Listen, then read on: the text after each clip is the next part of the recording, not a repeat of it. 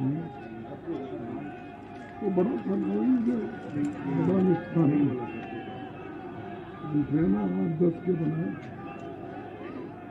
वही इधर नहीं बिल्कुल छोड़े लेकिन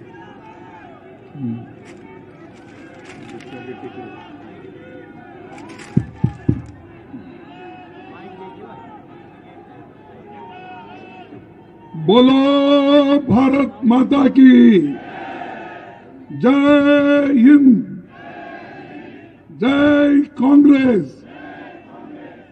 भाइयों, आपने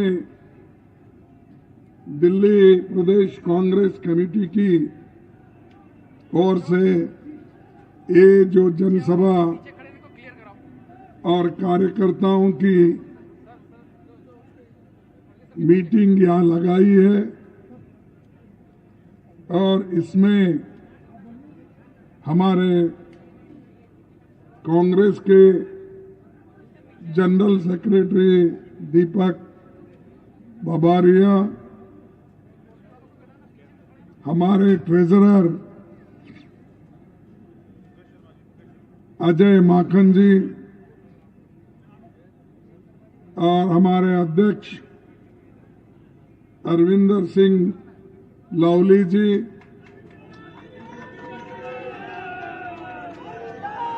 गुरुदेव सप्पल जी,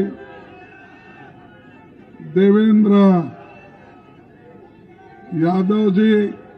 अरे बस करो भाई, बस करो, बाद में बोलो। तो ये जोश सब इलेक्शन में दिखाना आपको, तो उनका भी बाद में ही बोलना। उदित राज जी, अलका लांबा जी, राजेश लिलोतिया जी, सुभाष चोपड़ा जी, संदीप दीक्षित जी, अनिल चौधरी जी, हारून यूसुफ जी, राजकुमार चौहान जी, परवेज हासिम जी, अभिषेक दत्त जी, अमृता धवन जी और मनीष चतरथ जी, मुकेश शर्मा जी। इतने जो हमारे लीडर हैं और भी मंच पे बैठे हुए बहुत ही इम्पोर्टेंट लीडर्स हैं, सबका नाम मैं नहीं ले सकता क्योंकि एक तो समय का थोड़ा अभाव है और दूसरा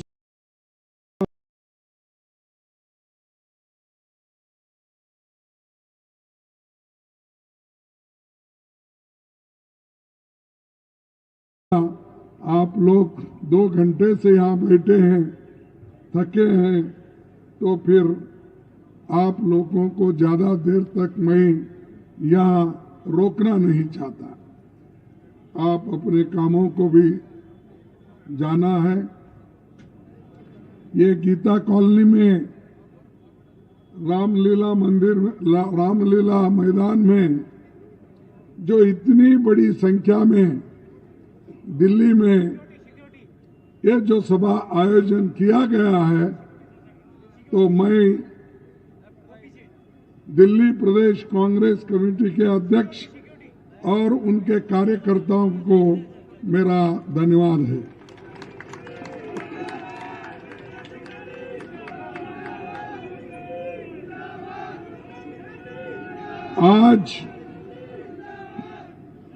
आज पिछले 21 दिन से सामाजिक न्याय के संकल्प के साथ राहुल गांधी जी के नेतृत्व में भारत जोड़ो न्याय यात्रा चल रही है। इसमें वो न्याय मांग रहे हैं, युवाओं के लिए न्याय मांग रहे हैं, श्रमिक के लिए, किसान के लिए, महिलाओं के लिए और हिस्सेदारी की न्याय को 5 न्याय को लेके निकले हैं। और इतने कठिन परिस्थिति में इतना सर्दी है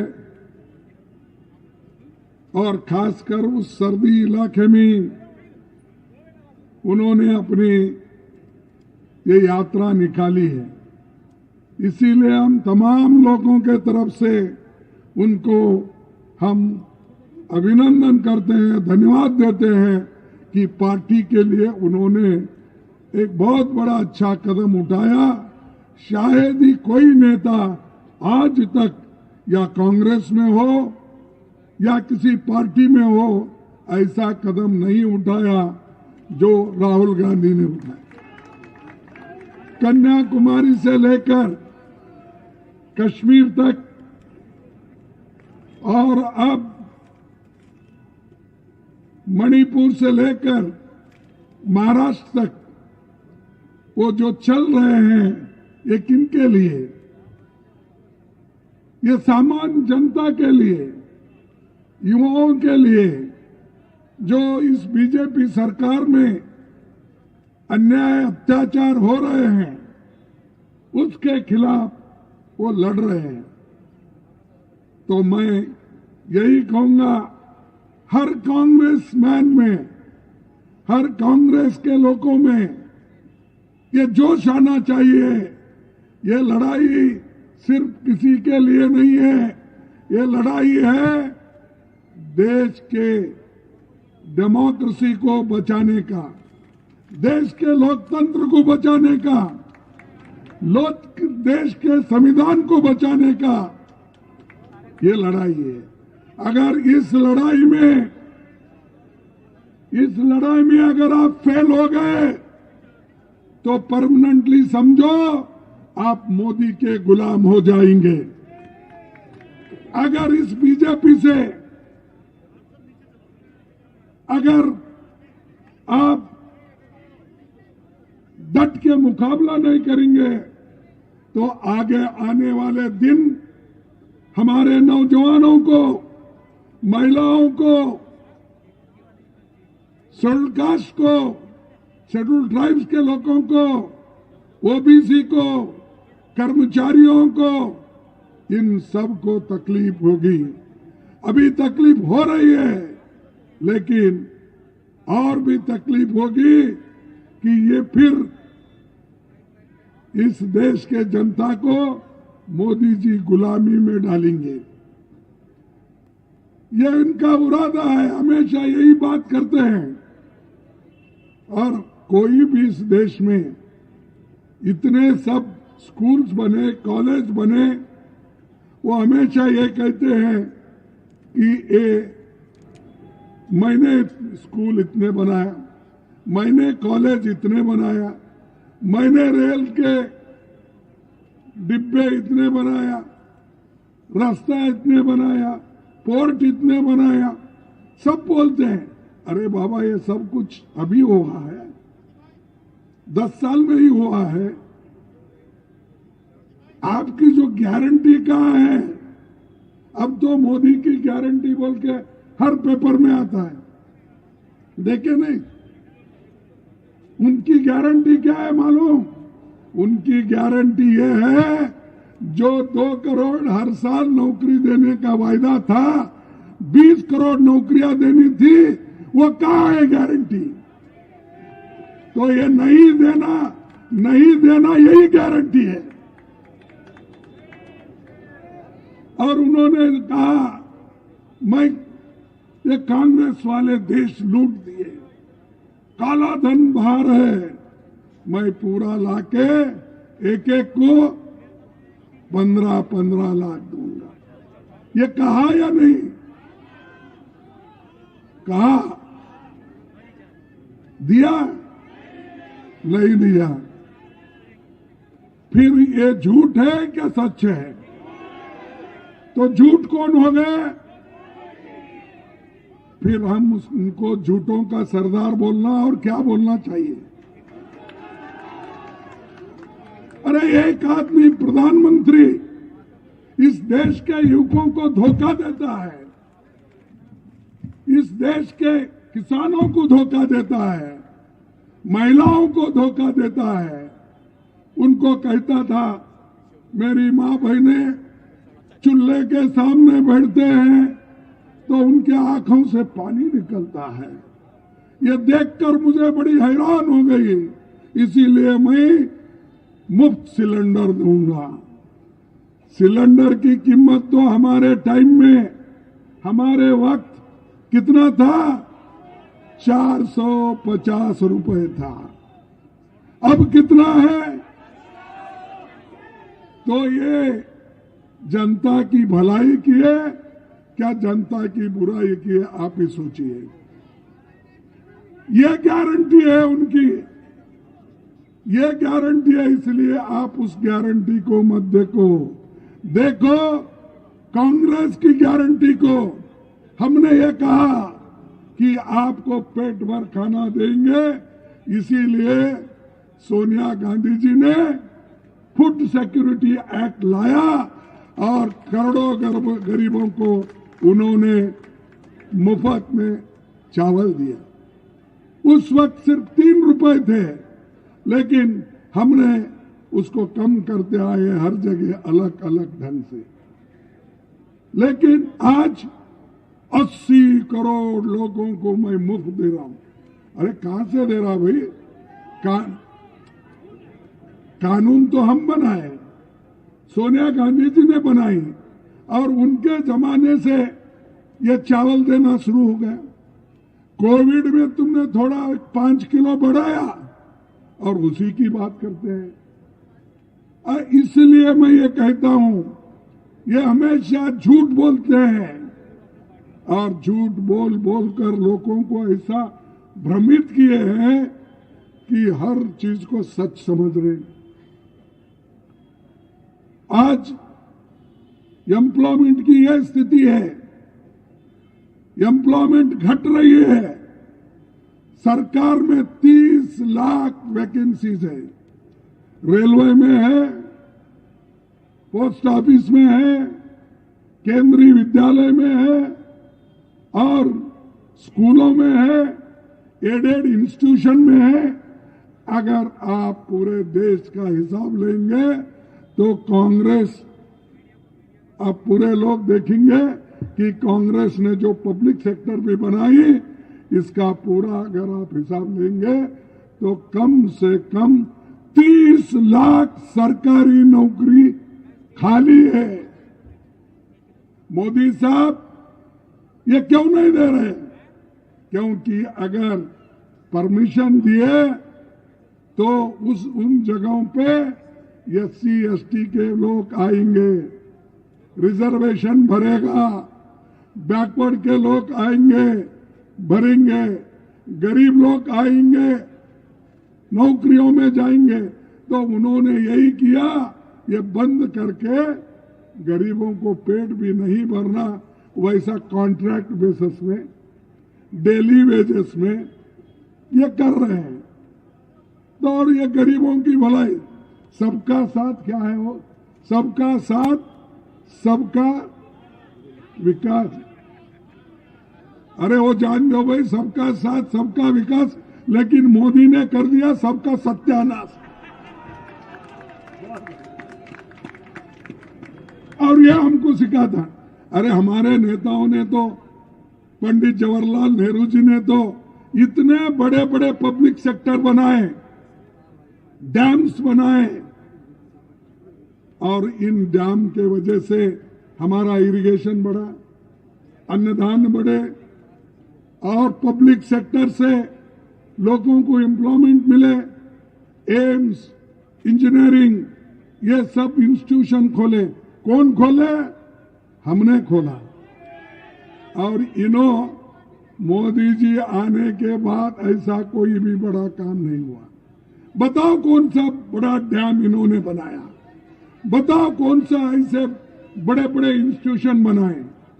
हाँ, एक काम उन्होंने बहुत अच्छा किया है।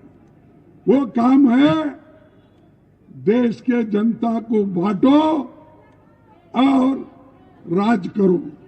ये वो कर रहे हैं। और इसलिए हमारे युवक, आप होशियार रहना चाहिए। ये देश का मामला है। देश के सत्ता में अगर ऐसे लोग बैठेंगे तो देश बर्बाद होगा, हमारे युवक बर्बाद होंगे, और हम बड़े तकलीफ में गिरेंगे। तो इसलिए भाइयों, आप लोगों को मैं एक बात कहना चाहता हूं, दिल्ली भी अगर जो बड़ी है, जो आज सड़कें देख रहे हैं, आज फ्लाईओवर देख रहे हैं, स्टेडियम देख रहे हैं, ये किसकी देन है? कांग्रेस। अगर शीला दीक्षित जी ये स्टेप्स अगर नहीं लेते, सोनिया गांधी सपोर्ट करके ये जो इंफ्रास्ट्रक्चर शीला दीक्षित के ओर से बनाया नहीं जाता, तुम्हारा क्या है? कोई लोग जो कहने दो सत्ता में बैठे सो लोग और दूसरे लोग, उनका क्या देन है? सिर्फ सबका देन यही है कि देश में लोगों को बांटने का। कुछ नहीं मिला हिंदू मुस्लिम, कुछ नहीं मिला। ये भगवान के खिलाफ है कांग्रेस वाले। अरे भगवान के खिलाफ हम क्यों हैं? हर एक के घर में पूजा होती है, घंटी बजती है, सब लोग अपने अपने घर में पूजा करते। तुम्हारे जैसे वोट के लिए आप करते हो, हम अपनी आत्मा के शांति के लिए करते हैं।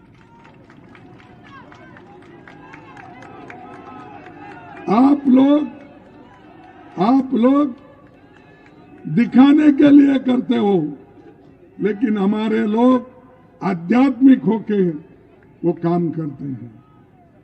तो भाइयों, ये जो इनका ये सरकार है, एक बात मैं बताऊंगा कि एनसीआरबी के आंकड़े बताते हैं, रोज एवरेज 3 बलात्कार यहां होते हैं। 2022 में महिलाओं के खिलाफ अपराध की 14,158 घटनाएं हुई ये महानगरों में, और कोई पूछने वाला ही नहीं। एक जमाना था कांग्रेस का, अगर छोटी सी भी कोई गलती होती तो लोग रोज आके सड़कों पे बैठते थे, भजन करते रहते थे, रात पर वो क्या है अपना मोमबत्ती लेके फिरते थे। भाई कहाँ है? अब मोमबत्तियां दिख रहे नहीं, कहीं भजन दिख रहा नहीं। भाई लोगों को भूखे रख के आप भजन नहीं कर सकते, इसीलिए लोगों को खिलाना है। हमने यही फूड सिक्योरिटी आके खिलाया, देहात के लोगों को मनरेगा दिया।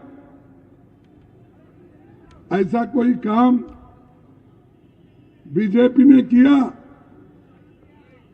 है? सो मनरेगा प्रोग्राम को पैसे इन्होंने घटाया और वो कहे कि जब जरूरत पड़ती है तब हम देते जाएंगे। अरे भाई, बजट में ही अगर ज्यादा पैसा नहीं है, आप देहात के लोगों को 100 दिन की गारंटी थी नौकरी देने की, काम करने की, आप कितना दे रहे हो? 19 दिन। ये मोदी सरकार का मॉडल है। ये मोदी जी का गरीबी के बारे में सोचना है, इसीलिए इसको ध्यान में रखिए। अब भूलिए आपके छोटे मोटे कुछ भी डिफरेंसेस है, ये देश के लिए लड़ना है और एक बार फिर एक बार हमको आजादी लाना है, बोलने की आजादी लाना है, लिखने की आजादी लाना है, मीटिंग करने की आजादी होना है, सबके साथ मिलके एक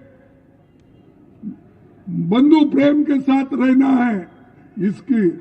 लेकिन मोदी जी के जमाने में कोई अच्छा बात करता है उसको सीधा FIR होती है। कोई कांग्रेस पार्टी के लोग अच्छी बात करते हैं, अन्याय के विरुद्ध लड़ते हैं तो रोज FIR होता है। और उसके अलावा अब आजकल ईडी, इनकम टैक्स, ये सब तैयार है। पहले कोई सुना इसका ऐसा? ये इसलिए कि देश के लोगों को डरा डरा कर, अपोजिशन को डरा डरा कर अंदर डाल के ये हुकूमत करना चाहते हैं। अब तक 411 एमएलए को इन्होंने 10 साल में या तो खरीदा या डरा के अंदर लिया। 411 लोग, एमपीज, राज्यसभा मेंबर्स, वो जो अगर अपोजिशन पार्टी में है तो वो कलंकित हो जाते हैं। अगर उनके पास कोई बिजनेस है, कोई धंधा है, तो उसको बंद कैसा करवाना और बंद करके उसको तबाह और तंग कैसा करना, वो करके उस एमपी को, एमएलए को वो अपने साथ लेते हैं, लेकर अपनी हुकूमत बनाते। ऐसा ही पहले उन्होंने हुकूमत बनाया, मध्य प्रदेश में बनाया, मणिपुर में बनाया, उत्तराखंड में बनाया, कर्नाटक में बनाया, हर जगह बनाया। और बनाकर ये कहते हैं बीजेपी उसूलों की पार्टी है। भाई क्या उसूल है आपके? जो आदमी आप हमारे पास करप्ट है ये कह के उसको जेल में डालते हो, वही आदमी फिर आपके पास आके बीजेपी पे शामिल होता है, वो क्लीन हो जाता है। क्योंकि वो शाह के पास, मोदी के पास एक बहुत बड़ा वॉशिंग मशीन है, बहुत बड़ा वॉशिंग मशीन। वो क्या करते हैं, इन कलंकित लोग बोलते ना, इनको एडमिट कर लेते हैं और शाह के वॉशिंग मशीन में डालते ही वो पूरा क्लीन हो जाते हैं, पूरे स्वच्छ हो जाते हैं। ये उसूल है। अरे भाई तुम जाओ जनता के पास जाके लड़ो, वो सब छोड़ के अपोजिशन को तोड़ना मोड़ना। अब देखिए झारखंड का क्या हुआ, हमारे लोगों को तोड़ने की कोशिश की, लेकिन कभी वहां के जो ट्राइबल एमएलए थे, कांग्रेस के एमएलए थे, आरजेडी के एमएलए थे, वो टूटे नहीं, डट के रहे। फिर से वहां पर हुकूमत हमारी सब मिल के आई, मिलजुल के आई। तो ये काम करने वाले लोग बिहार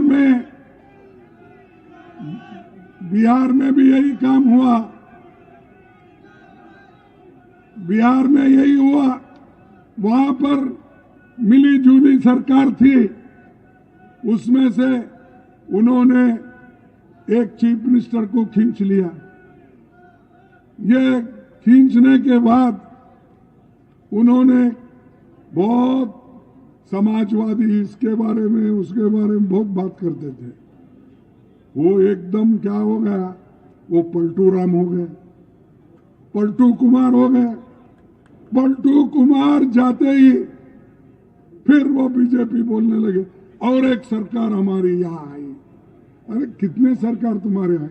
ऐसा हो रहा है, अगर किसी को पूछे बीजेपी के उसूल क्या है, बोले तो बीजेपी बोलेगी हम पानी हैं, पानी में जो रंग मिलाएंगे वो रंग हो जाएगा। पानी तेरा कैसा रंग है तो वो कहेंगे जो मिलाएंगे वो हो जाएगा। दूसरों के साथ ठीक रहते हो, ये कहते हो। वही नीतीश जी को गालियां दिए, वही फिर अब नीतीश जी को गले लगा ले रहे हैं। और मोदी जी की भी यही आदत है, वो बात नहीं करते, अंदर से सबको काट देते हैं। ये मुख में राम बगल में छुरी रख लेके निकलते हैं, सबको काटते फिरते हैं। तो भाइयों मैं यही कहूंगा, हम तो किसकी बुराई नहीं करते। राहुल गांधी जी ने यही बोला, हमने तो मोहब्बत की दुकान खोली है, कोई भी आ सकता है। ये लोग द्वेष की दुकान खोली है, हेट की दुकान खोली है, और हेट करना ये इनका काम है। सबसे मोहब्बत से रहना हमारा काम है, और वो हम ये कर रहे हैं।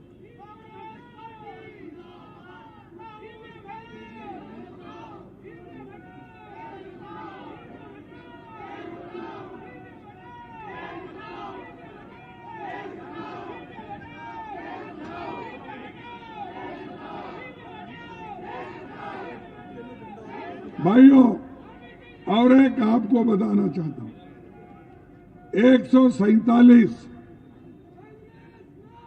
हम एमपी थे। 147 एमपीज को राज्यसभा मिला के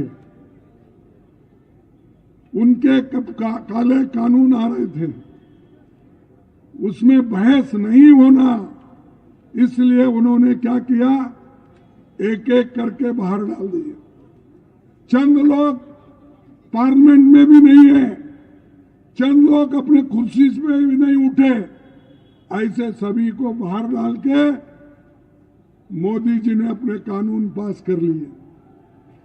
और ऐसे लोग अगर रहे तो अपने को जो होना है वो कर लेंगे। तो ये डिक्टेटरशिप के ओर जा रहे हैं मोदी जी। आप पढ़े लिखे लोग हैं, दिल्ली हमारी कैपिटल है, कन्याकुमारी से लेकर कश्मीर तक के लोग यहाँ आते हैं, बंगाल से लेकर गुजरात के लोग यहाँ आते हैं। आप सर्व के यहाँ के लोग, अगर हम दिल्ली जीतेंगे तो सारा देश जीतेंगे।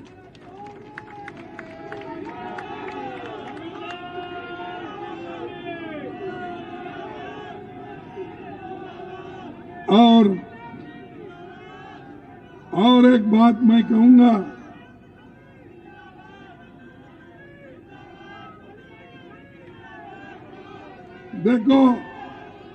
देखो गरीबों को ये कैसा सताते हैं, उसका एक उदाहरण देता हूं। एक गरीब शेड्यूल कास्ट आदमी जिसके पास सिर्फ 450 रुपए थे, वो भी ओल्ड एज पेंशन की। चेन्नई में एक बीजेपी का लीडर इस दलित के जमीन को हड़पने के लिए उसने ईडी केस डाल दिया। ईडी के लोग गए, उसके घर तमाम ढूंढे, उसके घर में निकले 450 रुपए। आप इससे सोचिए ये लोग कितने सताते हैं, क्योंकि उसके बाजू का जमीन वाला एक बीजेपी मालदार आदमी था, वो चाहता था उसकी जमीन हड़पना, ये नहीं चाहता था कि अपनी जमीन खोना, उसके लिए ही बहुत बड़ा था। उसको सताने के लिए ईडी के पास गया और कहा, देखो इसके पास बहुत पैसे हैं, देख लो। ईडी छापा मारी तो उसके घर तमाम ढूंढने के बाद कितने पैसे निकले, 450। ये है मोदी की ईडी। वो कांग्रेस वाला था और कंप्लेंट करने वाला बीजेपी था। तो भाइयों, आप सोचिए, आप ये मत सोचिए मेरे पास मैं कुछ नहीं किया, क्या नहीं। आखिरी में आपको ये भी पूछेंगे, भाई कम से कम आप नहीं बोल रहे तुम्हारे पास कुछ, तो ये जैकेट कहां से खरीदे, ये पूछेंगे। और जैकेट खरीदे कितने रुपए का है, 400। कहां से आए 400, हिसाब दो। तो ये लोग ऐसे हैं, ये मुल्क को तोड़ देंगे। तो आपको खड़ा होना है। आप जब खड़ा हो जाएंगे तभी ये ठीक होगा, क्योंकि हर अदालत में उनकी चलती है, हर ऑफिसर के पास उनकी चलती है, हर लोगों को वो कुछ ना कुछ धमका के डरा के रखते हैं। इसीलिए मैं एक लाइन, 2 लाइन बोलूंगा। वो लाइन है, बशीर भद्र की। तो उन्होंने कहा, इनके लाइन ठीक लगते हैं इसमें, अपील भी तुम, दलील भी तुम, अपील भी तुम, दलील भी तुम, गवाह भी तुम, वकील भी तुम। गवाह भी तुम, वकील भी तुम, जिसे भी चाहो हराम कह दो और जिसे भी चाहो उसको हलाल कर दो। ये लोगों के पास जिसको चाहे वो कर देंगे। और इसीलिए मैं आखिरी 2 मिनट बोल के अपने भाषण को खत्म करूंगा। एक हमको देखना है इस 10 साल में उन्होंने क्या किया।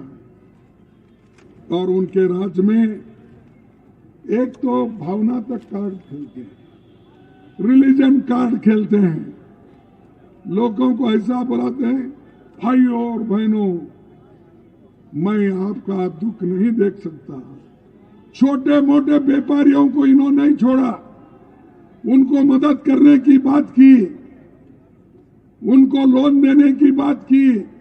लेकिन लोन किनको देते हैं? चुन चुन के आरएसएस के लोगों को, चुन चुन के बीजेपी के लोगों को। कोई गरीब उनके पास जाके लोन नहीं मांगता, उसको देते नहीं। बैंकों को भी उन्होंने खरीदा, सब लोगों को डर के अंदर रखा। वो बैंक वाले भी बोलते हैं, साहब हम नहीं दे सकते, ऊपर का ऑर्डर है। ऊपर का ऑर्डर क्या है? जो लोग तुम्हारे पास आते हैं, तुम्हारे पॉलिसी के तहत जो मांगते हैं, उनको नहीं देना, ऐसा कोई है? नहीं, लेकिन वो करते हैं। इसीलिए मैं एक 4-5 शब्द आपको बोलूंगा। हर घंटे देश का एक किसान आत्महत्या करता है। हर घंटे इस देश का किसान आत्महत्या करता है। हर घंटे 2 नौजवान आत्महत्या कर लेते हैं। आम आदमी पर टैक्स 55% है, जीएसटी सब मिला के। और अदानी अंबानी अमीर लोगों के ऊपर कितना है? उनको तो करोड़ों रुपए दे रहे हैं आप कर्जा। वो कर्जा ले रहे हैं, देश के बाहर जा रहे हैं। मोदी जी जब बाहर जाते हैं, वो सब लोगों को जमा करके तालियां बजाते हैं, मोदी मोदी मोदी। अरे पैसा हमारा, लोग जो डिपॉजिट रखते बैंक में, वो पैसा तुमने उनको लोन के रूप में दिया, वो पैसा लेकर उन्होंने भाग गया। जब तुम जाते हो वो तालियां बजाते रहता है। और इन्हों खुश, वो कौन सा की एक है पिक्चर देखा था मैं पहले, मुगम्बो खुश है क्या किया? हाँ, तो वैसा खुश हर जगह बोलने का। और अमीरों का टैक्स केवल 2 से 3% है, गरीबों का टैक्स 55% है। और आज घरेलू बचत 50% हो गई। किसके पास पैसे ही नहीं, महंगाई इतनी बड़ी है, तेल महंगा, आटा महंगा, पल्सेस महंगे, हर चीज महंगा। डीजल पेट्रोल तो पहले ही महंगा हुआ है। उनके लोग, अमीर लोग तो सहन सकते हैं, लेकिन ऑटो चलाने वाला, घर में गैस जलाने वाला, उसकी क्या है हैसियत? आप उसके तरफ देखे हैं कभी? हमारे जमाने में क्रूड ऑयल की कीमत ज्यादा थी इंटरनेशनल मार्केट में, अब वो गिर गई है। गिर जाने के बाद भी इन्होंने डबल ट्रिपल रेट कर दिया। तो ऐसे सरकार को आप चाहते हैं? ऐसे सरकार को आप आने वाले चुनाव में निकालेंगे या रखेंगे? रखेंगे, निकालेंगे।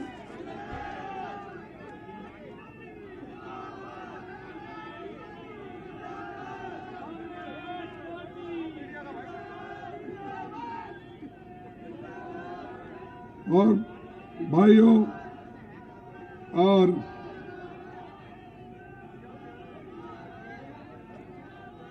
मैं ये कहूंगा, आज के प्रधानमंत्री अपने विचार इस देश पे थोपना चाहते हैं। हमारी लड़ाई बीजेपी और आरएसएस के साथ है, किसी और गरीब के लिए, गरीब के साथ हम लड़ते नहीं। हम तो अमीरों के खिलाफ है, गरीबों के लिए लड़ते हैं। राहुल जी भी गरीबों के लिए ही ये पदयात्रा।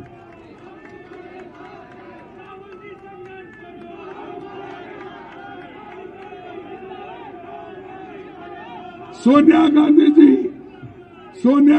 जी 2004-2009 में अपनी सरकार बनाई।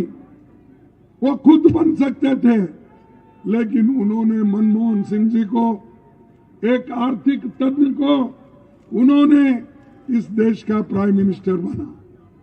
और ये यहां मोदी जी अपनी सत्ता के लिए सबको मार रहे हैं, सबको पीट रहे हैं, सब जगह जाके बोल रहे हैं कि हिंदू मुस्लिम की डिवीजन, दलितों को अलग करना, बैकवर्ड्स को अलग करना, किसानों को अलग करना।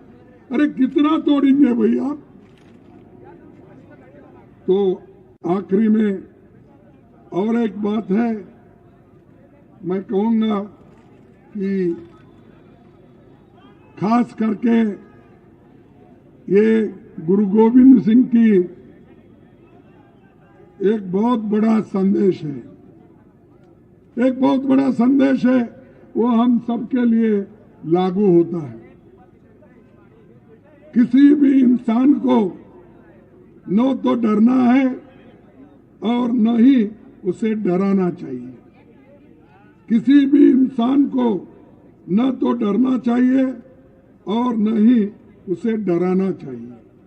डर आपके दिमाग में होता है, वही मोदी के दिमाग में डर है, वो इसीलिए डराते रहते हैं।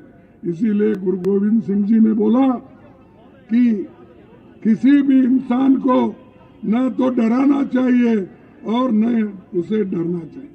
तो इसीलिए हम डरेंगे नहीं और किसी को डराएंगे नहीं। लेकिन मोदी जैसे लोग अगर रहे तो क्या करना चाहिए? अब बोलिए, आरएसएस जैसे लोग अपने फिलॉसफी को लेकर भागते हैं लोगों के पास, तो क्या करना चाहिए? ये लोग किसी हालत से देश को खत्म करना चाहते हैं, गरीबों को अलग करना चाहते हैं। और आपको मैं एक कहता हूं, आप कांग्रेस पार्टी के जो नेता हैं, घर घर जाना होगा, घर घर पॉम्पलेट बांटना होगा। ये जो बुरे काम किए हैं, झगड़े लगाने की काम किए हैं, ये हर घर को पहुंचना, हर इंसान के पास जाना, तभी हम कुछ हासिल करते हैं। नहीं तो बैठे जगह अगर भजन करते हैं कुछ होता नहीं। आप बूथ एजेंट जो बनाते हैं वो क्या बीएल अपना जब बनाते हैं वो भी जरा सोच के बनाओ। बहुत से लोग ऐन इलेक्शन पे गायब हो जाते हैं। भाई एक हमारे पास कहावत है, जब आप बाजार में जाते हो तब अच्छा एखादा कुत्ता खरीदना है या किसी प्राणी को लेना है, किसी जानवर को लेना है, तो लोग जानवर के बाजार में जाके सब छानबीन करते हैं। अगर ईमानदार एक प्राणी को भी लेना है तो उसका कान पकड़ के ऐसा ऊपर उठाते हैं। ऊपर उठाने के बाद अगर वो भोंकता है तो ठीक है, अगर कुई कुई करता है तो ठीक नहीं, कोई लेता नहीं उसको। तो आप भी सिलेक्शन करते वक्त जो भोंकता है, जो लड़ता है, जो आपके साथ रहता है, उसको ले लो, उसको बूथ लेवल कमेटी का एजेंट बनाओ। और जब बूथ में कोई बैठता है, ऐसे आदमी को बिठाओ, वो सुबह अगर 7 बजे जाता है तो जब वहां आपकी पेटी बंद होती है उसी वक्त साइन करके बाहर आना चाहिए। नहीं तो जाना आना, अरे बैठो भाई, क्यों बैठो, जाना आना, चाय पी के आए, नजदीक ढाबा है तो उधर गए, नजदीक के होटल पे गए, वहां 2 मिनट, ऐसा हो गया तो वो अंदर वाले ऑफिसर जो उन्हीं के होते हैं चुन चुन के डालते हैं। एक 5 मिनट में 10 वोट मारते थे और 7 से 8 तक या 9 तक आप पहले रहते हो, जल्दी अंदर जाना चाहिए। नहीं तो उस वक्त भी अगर ऑफिसर उनका है थोड़े पहले ही सर्वे करे सो रहता है, कौन है घर में, कौन नहीं है, कौन मरा हुआ है, कौन गाँव, उनकी लिस्ट वो बीजेपी वाले बना लेते हैं। चाहते ही वो 2 घंटे में जितना हो सके उतना मारते हैं। तो इधर ध्यान देना जरूरी है। ये उसी वक्त हम कुछ हासिल करते हैं तभी ये जिंदाबाद का क्वेश्चन आता है। अगर वही हासिल नहीं करेंगे, जीतेंगे नहीं, तो बड़ा मुश्किल हो जाएगा। इसलिए भाइयों, मैं आपसे यही उम्मीद करता हूं कि आप सभी मिलके इस इलेक्शन में चुन के लाएंगे हमारे कैंडिडेट को। और इंडिया जो गठबंधन हमने कोशिश की है, हम कितने यश अपने को मिलता है वो आगे देखेंगे, लेकिन हमको तो लड़ना ही है। इसीलिए हर घर घर भी जाना है, हर असेंबली सेगमेंट को जाना है, हर पार्लियामेंट को सेगमेंट को भी जाना है। हम किसी के लिए या किसी के ऊपर भरोसा रख के आप घर में मत बैठिए, ये किधर जाने वाला, ये किधर आने वाला, कौन सा है, अरे किधर से तो आने दो, कुछ भी। वो कांग्रेस के लिए जो काम करना है, हमारे लोगों के लिए जो लड़ना है, वो आप करो बस। उसके बाद में सब कुछ लोगों के हाथ में। देखो भाई, मेरा अगर मेरे हाथ में होता, मैं आधा घंटे में खत्म कर देता, लेकिन ये है तो उनको वोट देने वाले भी वही है। ये देखो, आप उसको छोड़ दो, जो है उसको फेस करना है। हमको अच्छा मशीन दो, गन दो, वो दो, ठीक है, कोशिश करेंगे, लेकिन उसका राह देखते देखते बैठेंगे तो काफिला चले जाएगा। तो इसीलिए हमको लड़ना है, जो हथियार मिले उससे लड़ना है, जो हथियार हमारे पास है उससे ही लड़ना है। तो इसीलिए मैं आप तमाम लोगों को धन्यवाद देता हूं। और ये डायरेक्शन आप देखिए, हमारे अरविंद लवली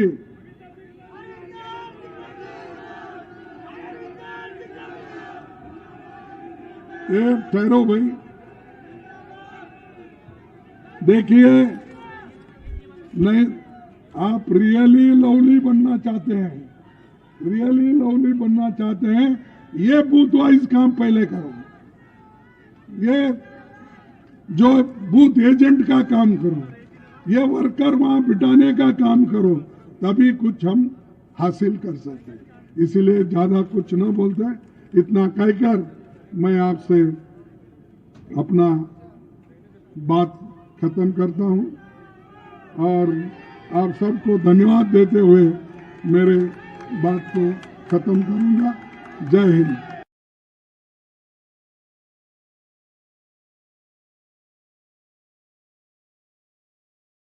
धन्यवाद। एक मिनट भाई। सुबह 11 बजे से पुष्टे तक 20,000 कांग्रेस के कार्यकर्ता दिल्ली से आए। 20,000 कार्यकर्ता पुष्टे तक दिल्ली से आए थे। अब मैं सुबह 11 बजे से आप बैठे थे भूखे प्यासे, सुभाष चोपड़ा जी से अनुरोध कर रहा हूं वहां हमें धन्यवाद करें, आशीर्वाद दें। आदरणीय भाई सुभाष चोपड़ा जी, जोरदार तालियों से स्वागत।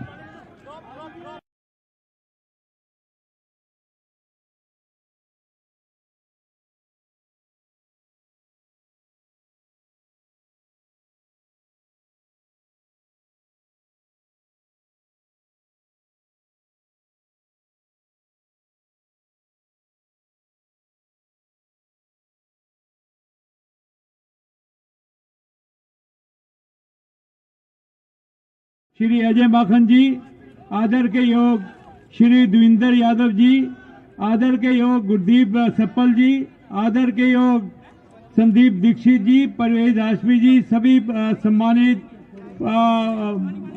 पूर्व मंत्री, विधायकगण और मंच पर विराजमान सम्मानित मंच और कांग्रेस की आन बान और शान, कांग्रेस के मेरे सारे कार्यकर्ता भाइयों और बहनों, सबसे पहले तो मैं खड़गे जी का बहुत बहुत धन्यवाद करता हूं। खड़गे जी, आपको एक बात बताऊं, पिछले 3 महीने में दिल्ली की जो कांग्रेस के अंदर जान फूकी है, दिल्ली को कांग्रेस को जिंदा किया,